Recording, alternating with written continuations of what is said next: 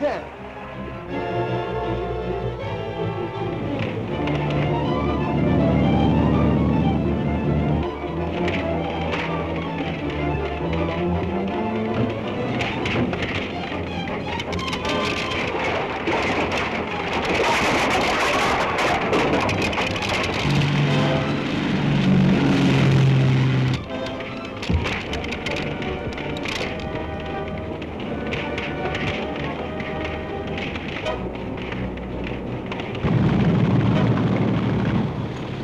I can't get very close to that fire. You've got to. There's TRACY's aboard that ship.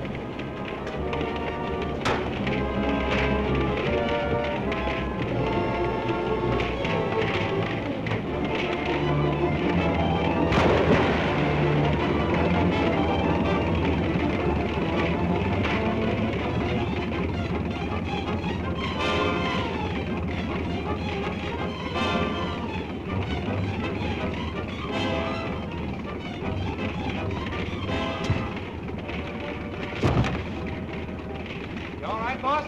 Yes, but it's mighty hot up there. Head for the big pier. That's the nearest way home.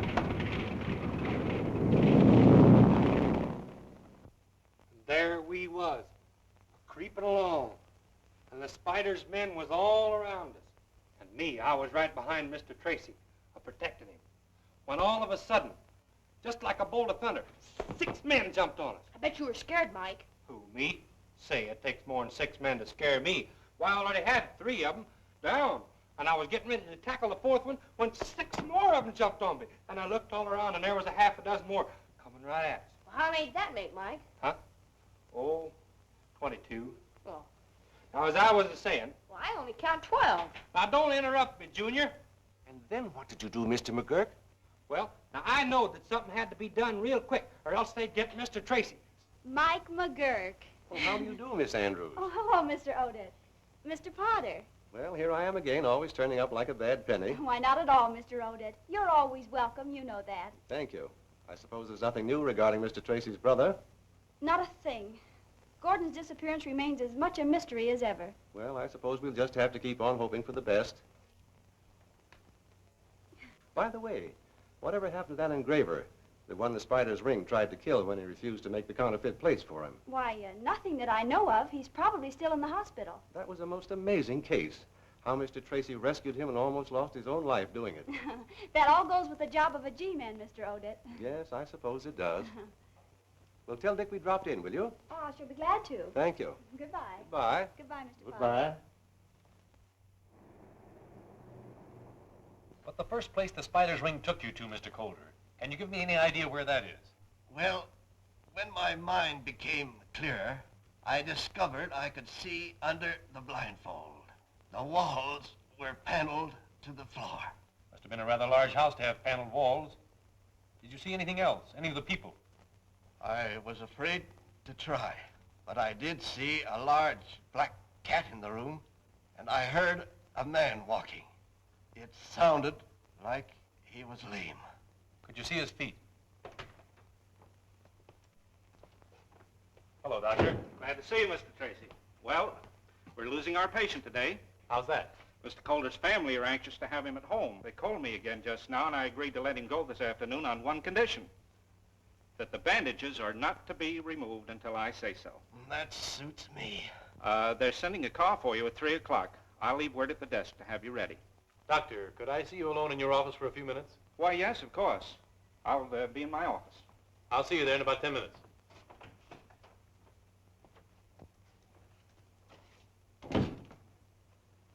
Miss Jennings, there will be a car here for Mr. Calder at 3 o'clock. Please see that he's ready. Yes, Doctor. That's the patient in 404? Right.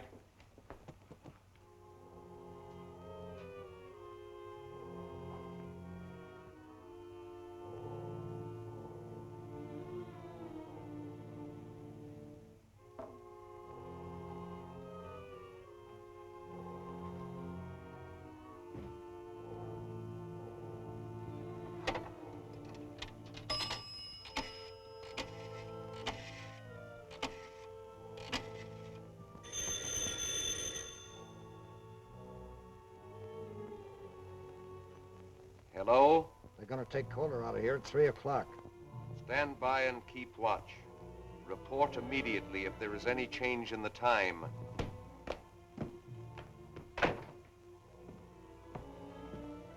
So they're taking Coulter home at 3 o'clock. They're calling for him at 3 o'clock, but they'll never take him home. Coulter carries the mark of the spider, and no man has ever borne that mark and lived. Well, that is very true, but... There must be no exception. Gordon is right, Moloch. It will serve as a warning to Dick Tracy that the spider never sleeps. Very true, only it is too bad that we must abandon our plan to have him make the counterfeit plates. Coulter is such an expert engraver. But he has already refused. And that is also very true, my dear Gordon. But I recall a surgical case wherein a man's nature and his mind were completely changed by a simple little operation. I seem to have a vague recollection of hearing or reading such a case. The operation was on the brain. There is nothing strange about that. Such cases have always received considerable publicity. You undoubtedly read of it in the newspapers. Then you believe such an operation would bend Coulter to our will? I know it would. Then it shall be done. There is just time to countermand my previous plan and make new arrangements. But at 3 o'clock, Coulter will be here.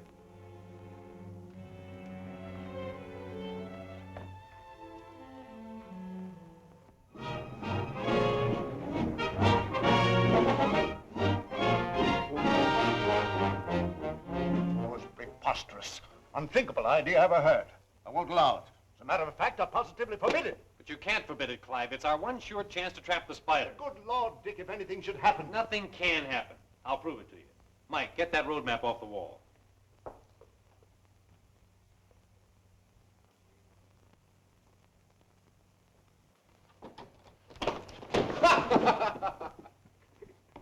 You're a lot of help. Come here. Well, I got the map, didn't I?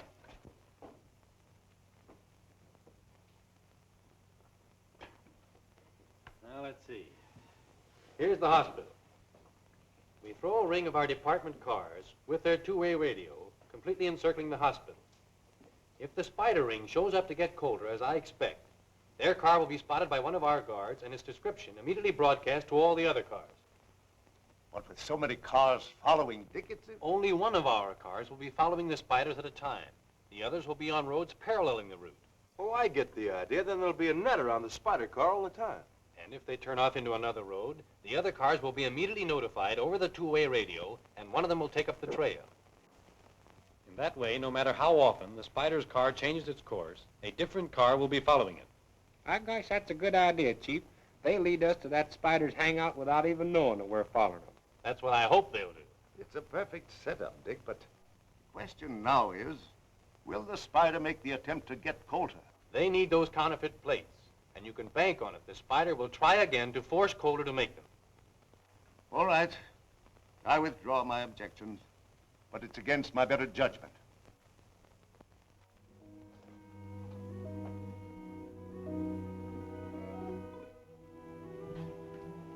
This is that third-degree burn case, Miss Jennings. Yes, Doctor. 402 is all prepared.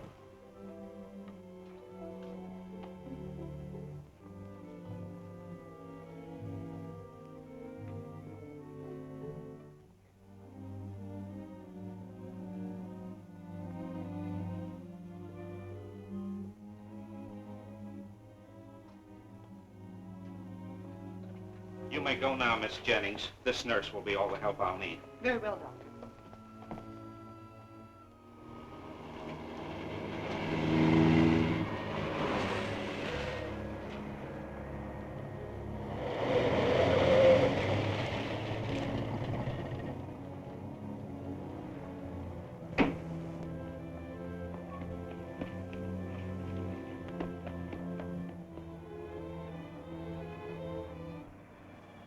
You're not by any chance worrying about me, are you? Why, of course not, but I am a bit anxious. Oh. The ambulance is here for Mr. Coulter. Mr. Coulter's all ready to leave. He's in room 404. Thank you.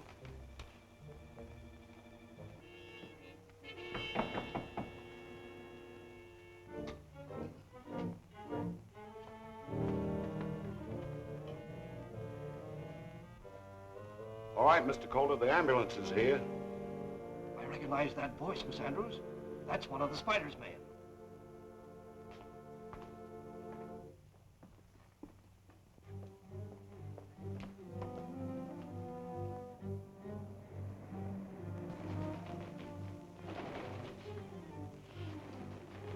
There's the signal. Stand by, everyone. Jackson calling. He'll be leaving any minute now.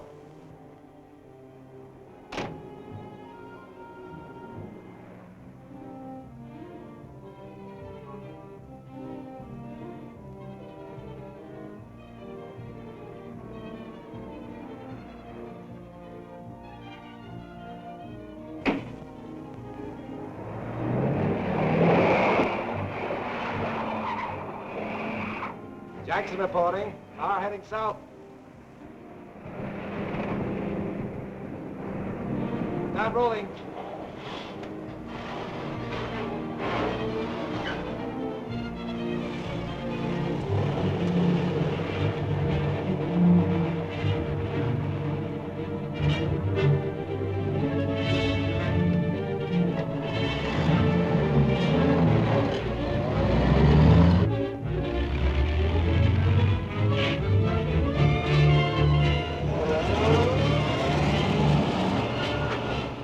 I don't see why we got to stick behind all the rest of them. I'm getting tired of being last all the time. Well, no use taking any chances on the Spider's men recognizing us, Mike. Then they'd know something was up.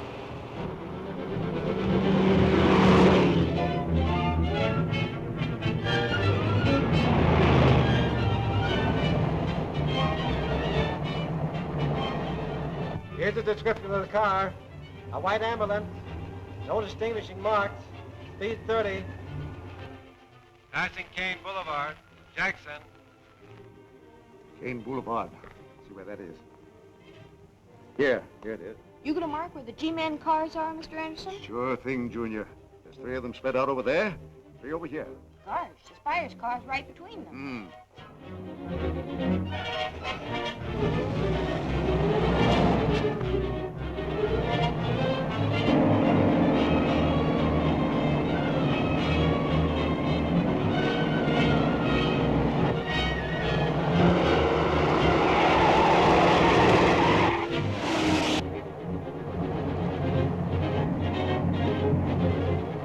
That car in back of us seems to be sticking on our tail.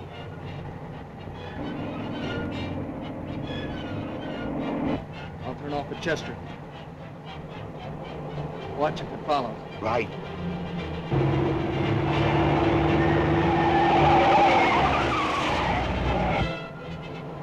False alarm. He went right by. Car just turned into Chester Boulevard, going east. That is all. Take over. Jackson. All right, Jackson. Anderson calling Fox. Anderson calling Fox.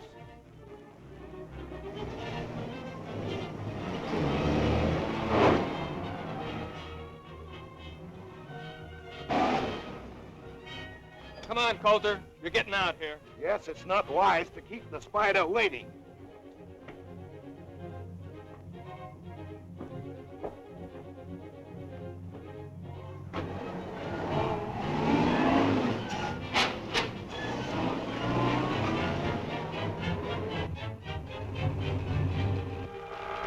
Gee, we think something's wrong with the radio, Mr. Anderson? We should have heard from Mr. Morris before this.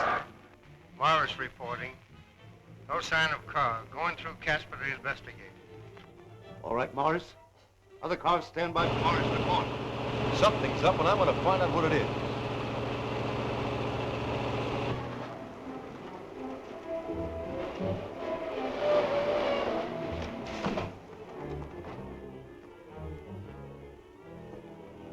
Why, he's gone. They've switched cars.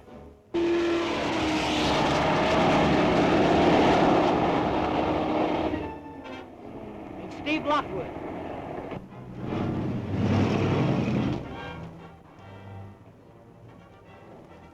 what's up? That's what we'd like to find out. Here's the ambulance, but Dick Tracy and the Spider Gang have disappeared. So there's been another car here. Did any car turn out of Casper while you were watching? Yeah, a flower slate delivery car headed south. That's it. They switched Dick into that florist truck. Quick, broadcast the description of that truck to the other cars. Come on, Mike. We've got to locate that truck.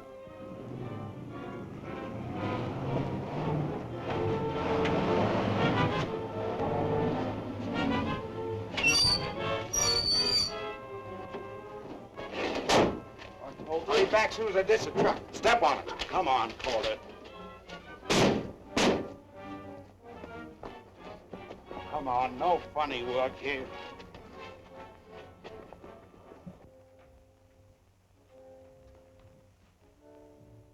Welcome, my dear Mr. Coulter. We are delighted to see you again. We're wasting time. Take Coulter to the operating room. All right, stick him up. Get over there. Get over there. Now, back up. Back up!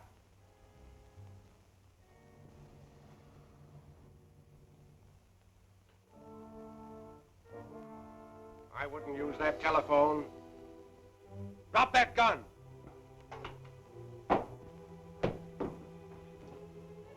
Mr. Coulter seems to have made a sudden and remarkable recovery. My dear Moloch, you had better examine Mr. Coulter's head. It may need a new dressing. Dick Tracy. Seems your wish has come true. Dick Tracy is here to take Mr. Coulter's place. A marvelous opportunity. Take the great Dick Tracy to the operating room.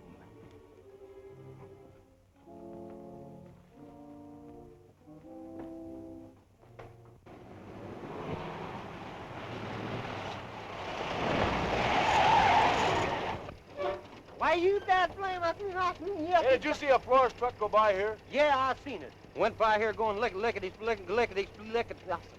He was really going. Was the truck going straight? No, he turned off up there on the curve by the old powerhouse, 90 miles an hour. It's a wonder he didn't up. He might have turned over.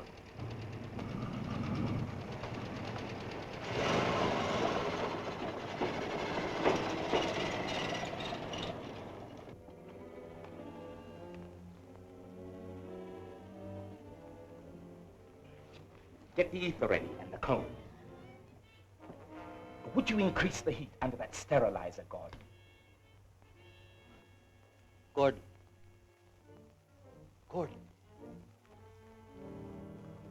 Is that my brother, Gordon Tracy? So, the great Dick Tracy did not recognize his own brother. What have you done to change him so?